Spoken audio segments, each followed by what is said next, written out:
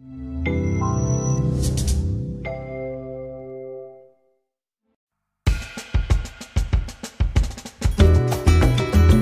Parker Solar Probe has discovered the source of fast solar winds.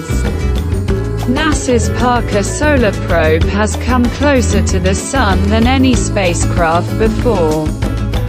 This allowed her to identify regions on the star's surface responsible for emitting high-energy particles that move much faster than the rest of the solar wind. The discovery could improve our predictions of solar activity, giving satellite and power grid operators time to take protective measures. The Parker Solar Probe flew close enough to the Sun to detect the delicate structure of the solar wind. It also identified areas on the Sun's surface where it is generated, revealing details that would go unnoticed at further distances as the solar wind leaves the solar corona as a uniform blast of charged particles. In a publication in the journal Nature, a team of scientists led by Stuart D. Vail from the University of California at Berkeley and James Drake from the University of Maryland College Park reported that the probe detected streams of high-energy particles in the so-called coronal holes, i.e. darker, relatively cooler areas in the solar corona, which suggests that these are the regions where the so-called fast solar wind.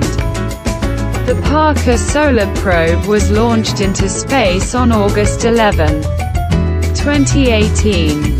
First mission to touch the Sun. This is how NASA announced the expedition towards the Sun. But, touching a star is not an easy task. The Sun is a huge ball of plasma that generates powerful magnetic fields and can unleash a deadly blast of particles in the blink of an eye. The probe is the size of a small car and weighs just over 600 kilograms.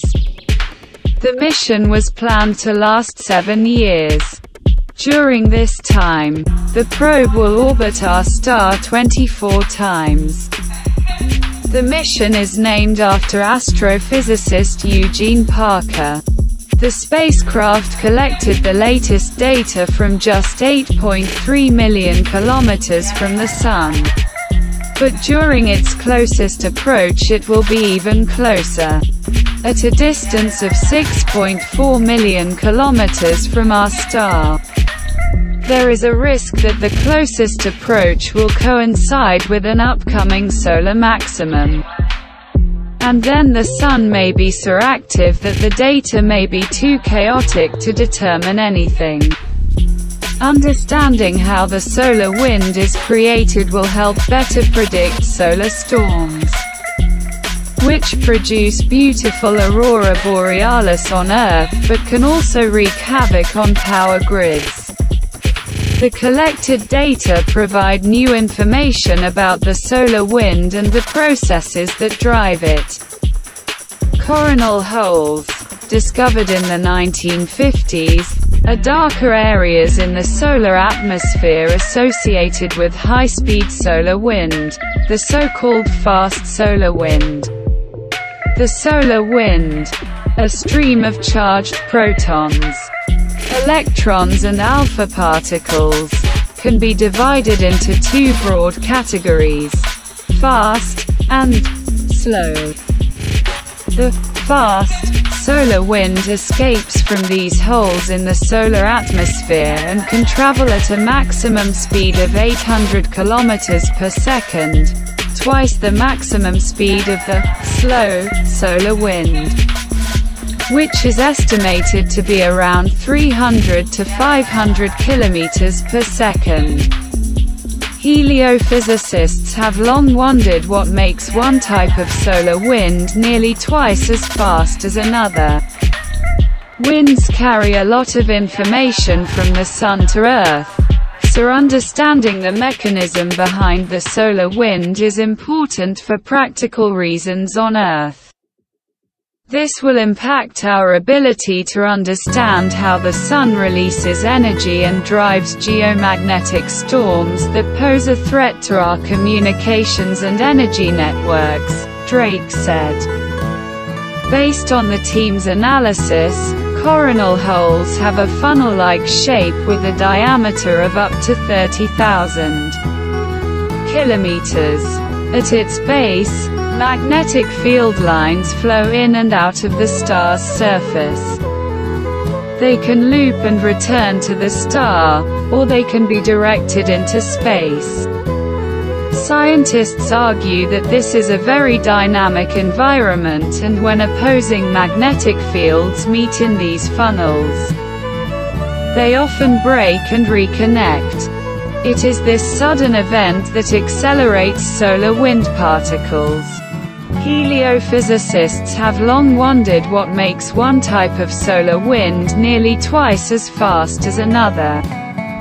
Winds carry a lot of information from the Sun to Earth, so understanding the mechanism behind the solar wind is important for practical reasons on Earth. This will impact our ability to understand how the Sun releases energy and drives geomagnetic storms that pose a threat to our communications and energy networks, Drake said. Based on the team's analysis, coronal holes have a funnel-like shape with a diameter of up to 30,000 kilometers. At its base, magnetic field lines flow in and out of the star's surface. They can loop and return to the star, or they can be directed into space. Scientists argue that this is a very dynamic environment, and when opposing magnetic fields meet in these funnels, they often break and reconnect. It is this sudden event that accelerates solar wind particles.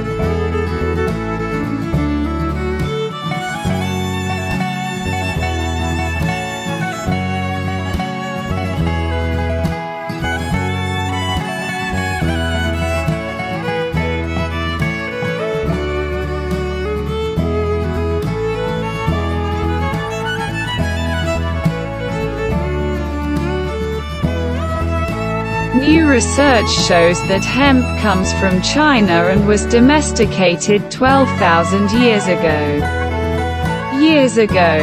Cannabis was first domesticated around 12,000 years ago.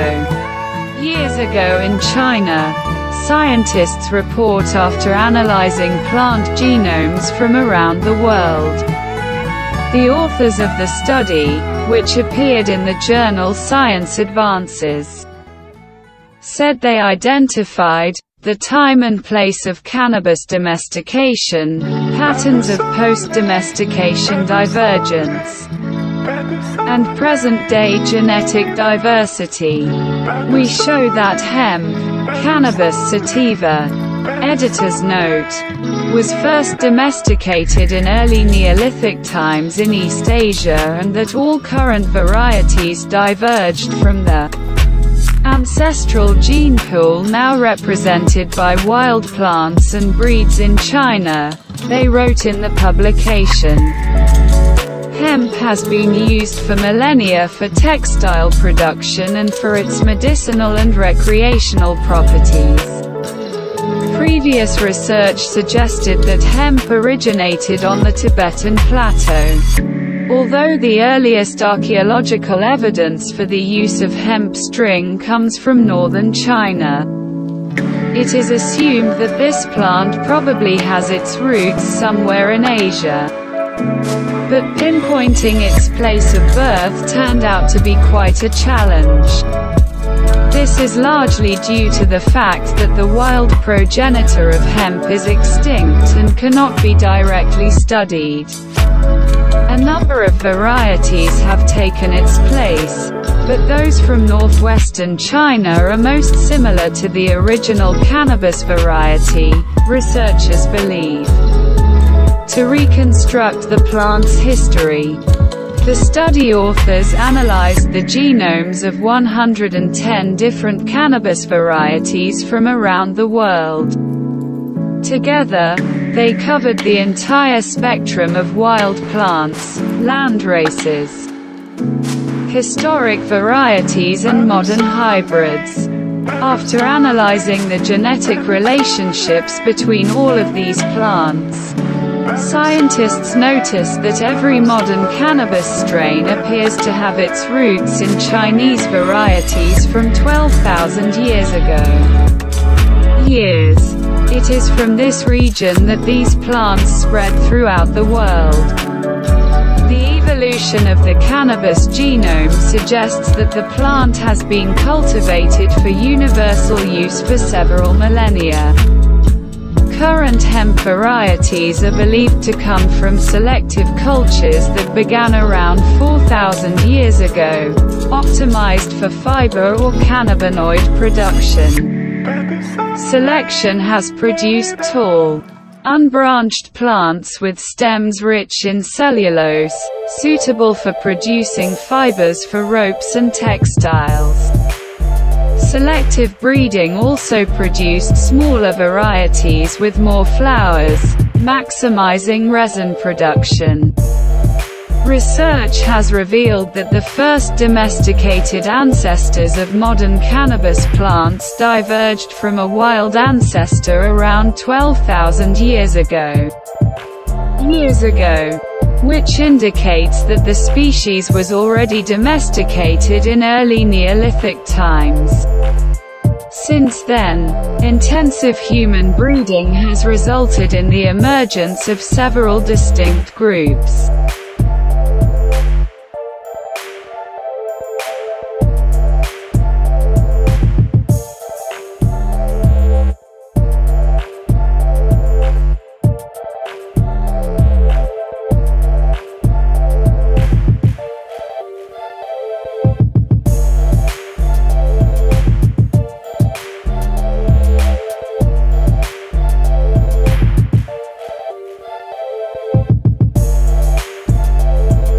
The mystery of the fall of the Hopewell people is a cosmic catastrophe responsible for the extinction.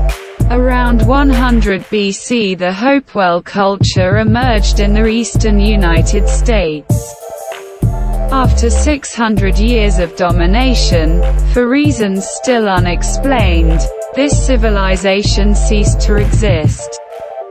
Scientists mentioned wars and climate change among the possible causes of the collapse.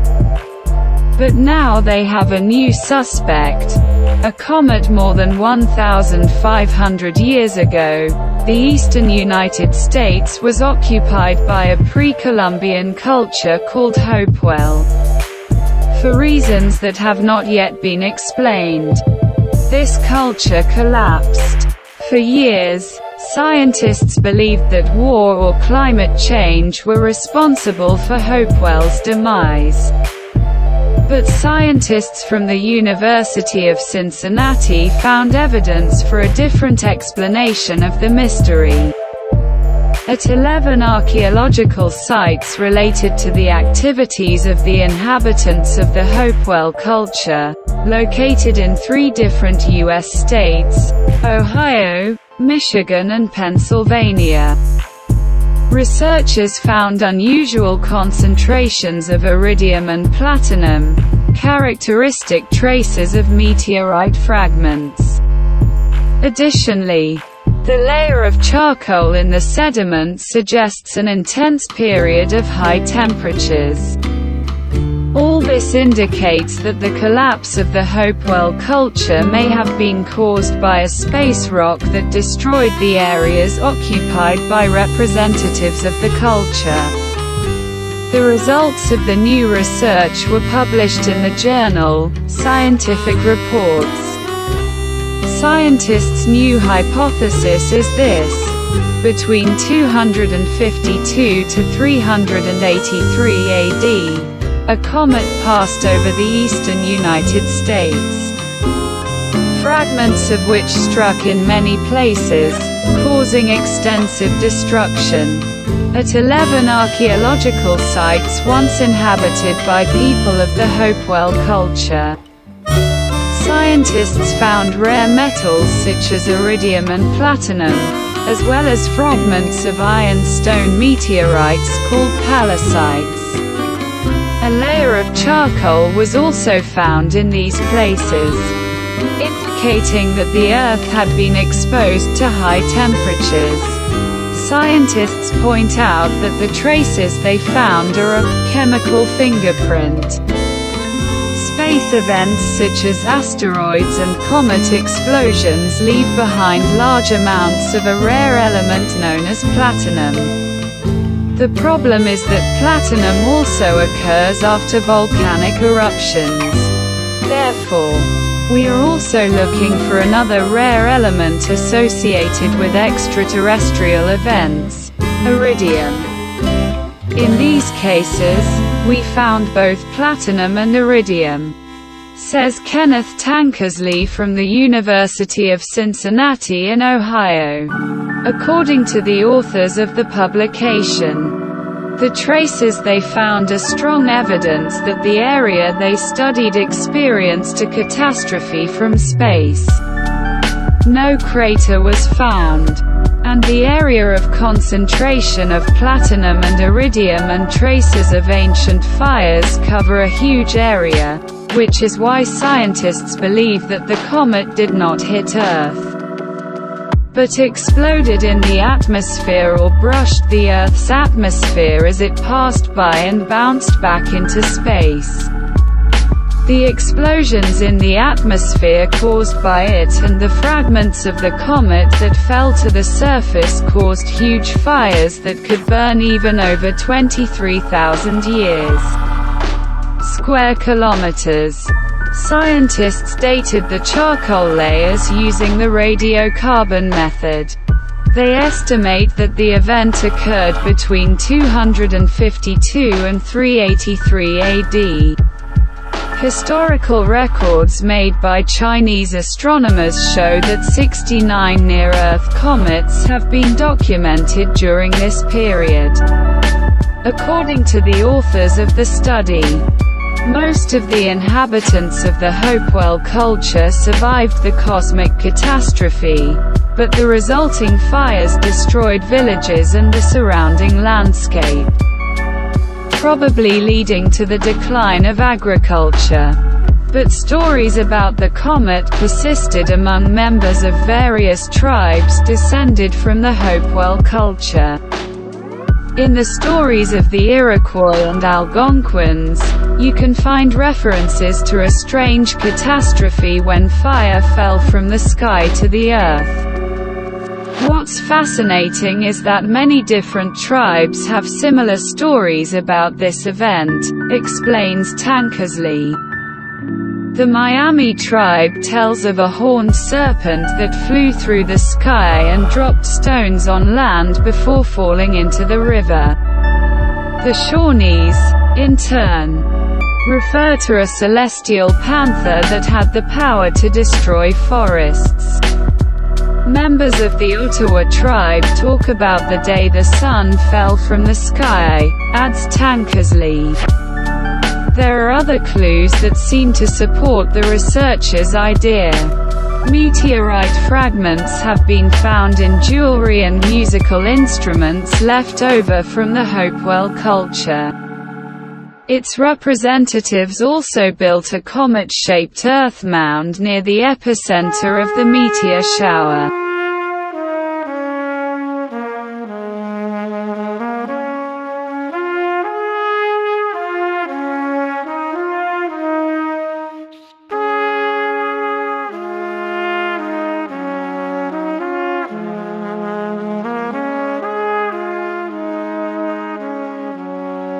What is the optimal length of sleep?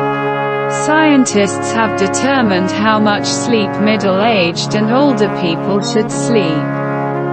We spend 1/3 of our lives in bed. Not without reason. Sleep is related to a number of cognitive and physiological processes taking place in the body, and deficiency, and sometimes too much, can have undesirable health consequences. As we age, we may experience changes in our sleep patterns, and knowing how much sleep is optimal for healthy functioning becomes important. In a new analysis, researchers determined that 7 hours is the ideal amount of sleep for middle-aged and older people. Sleep plays an important role in maintaining good mental health and cognitive function. It also helps maintain a healthy brain by eliminating waste products. However, as we age, we often see changes in our sleep patterns, including difficulty falling asleep, shorter sleep, and poorer sleep quality. This may be associated with poorer cognitive performance and poorer mental health, including anxiety and depression. In a new study published in Nature Aging, scientists from the University of Cambridge and Fudan University in China determined how much sleep a middle-aged person needs to maintain good health. To do this, they analyzed data from the British Biobank collected from almost 500,000 adults aged 38 to 73. Participants were asked about their sleep patterns, mental health and well-being, and took part in a series of cognitive tests. Brain imaging and genetic data were available for nearly 40,000 people. Study participants. Analyzing the data, the researchers concluded that both sleep deprivation and excess sleep were associated with impairments in cognitive functions such as processing speed, visual attention, memory and problem-solving skills. 7 hours of sleep per night was the optimal amount of sleep for cognitive performance, but also for good mental health for middle-aged and older people. Interestingly, study participants reported anxiety, depression and generally feeling worse when they slept too much or too little. Participants who slept about 7 hours a night without major disruptions to their daily sleep patterns for longer periods of time had better cognitive performance and improved mental health and overall well-being. More or less sleep seemed to be associated with cognitive impairment. Scientists say that one possible reason for the link between insufficient sleep and cognitive decline may be a disruption of the so-called slow-wave sleep, i.e. deep sleep, which is responsible for the body's regeneration. It has been shown that disruption of this phase of sleep is closely related to memory consolidation, as well as the accumulation of amyloid, a key protein in the brain characteristic of some forms of dementia. Additionally, lack of sleep can make it harder for the brain to get rid of toxins. The study authors also found a relationship between the amount of sleep and changes in the volume of key brain areas involved in cognitive processing and memory. They speculate that changes in brain volume and other genetic mechanisms may underlie cognitive and mental health changes in people who have had varying amounts of sleep over long periods of time. Getting a consistent 7-hour sleep each night, without too much disruption, was also important for cognitive performance and good mental health and well-being. Previous research has shown that interrupted sleep can increase inflammation in the body, indicating that older people are more susceptible to age-related diseases.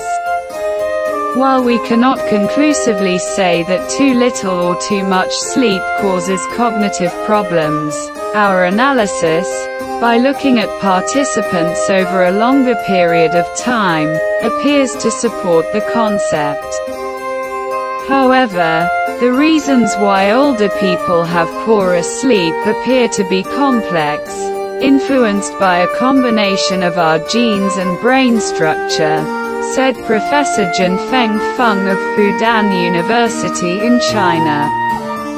The findings suggest that insufficient or too much sleep may be a risk factor for cognitive decline as we age. This is confirmed by previous studies that have shown a relationship between sleep duration and the risk of developing Alzheimer's disease and dementia, in which deterioration of cognitive functions is a characteristic symptom. Good sleep is important at every stage of life, but especially as the aging process progresses. Finding ways to improve sleep for older people could be crucial to helping them maintain good mental health and well-being and avoid cognitive decline, particularly for patients with mental health conditions and dementia, said Professor Barbara Sahakian from the University of Cambridge's Department of Psychiatry, one of the authors of the study.